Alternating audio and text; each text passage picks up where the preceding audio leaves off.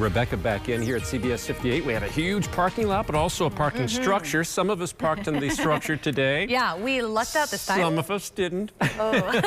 We're going to give you a hand brushing you up. It's starting to collect out there, though. And I even said it yesterday. I'm like, I'm going to park in the structure, but I'm like, well, I'll do it after lunch break. So, yeah, but it is. It's starting to pile up now. And it was a little deceiving this morning because it took a bit to really get going, and now things are really coming down at a good clip. So we could certainly see snow rates at 1 inch per hour here through the afternoon.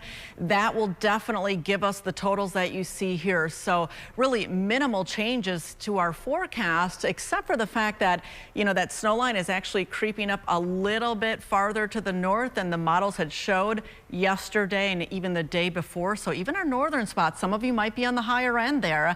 And of course, the very strong northeast wind will lead to some higher lake enhancement potential. So 5 to 8 inches in the dark shaded color looks pretty good. I showed you some of those snow reports earlier in the broadcast, and some of us are already up to about 2.5 inches. I also saw in the chat room at the National Weather Service that there were a handful of accidents on 43 up in the Grafton area, and you can see our road conditions map as that snow has come up from the south. Now starting to see more of these major roadways turn over to blue, if not pink, with snow starting to cover a lot of the surfaces, especially the ones that haven't been treated. Again, the advisory and the warning continue for the rest of the day until 9 o'clock this evening. The snow is heavy not only here across southeast Wisconsin, but all the way back through Iowa. Check it out. You can see just south of Waterloo all the way down to their state line. That is some heavy snow. And guess what? All of that still has to travel over our area. So we are going to be in at least steady snow for the rest of the day, and probably not through the better part of the evening. And at times it will pick up to a moderate and or heavy clip, as you can see here with those darker shades. And that is now lifting right up over the greater Milwaukee area, heading out over the lake. But we'll kind of see waves of the darker shades here. The heavier snow continue throughout the afternoon. So again, a close-in view. If you do have to travel, this is what you can expect. Times of visibility getting worse or maybe just slightly better with some of these heavier pockets of snow moving pretty good. But again, it's countered with that very strong northeasterly wind, which has now been whipping about 30 to 35 miles per hour as far as the gusts. Now we're kind of sandwiched in between these two pressure systems, so that's kind of helping to really get that stiff northeast wind going as we've got the clockwise flow around the high, counterclockwise around the low. We call that a tighter pressure gradient, and that's helping to give us some of the strong wind. And again, all this instability with this area of low pressure has that snow going all the way into Kansas still at the noontime. So all that has to travel overhead. We're going to hold steady at 30. So again, all snow for this event.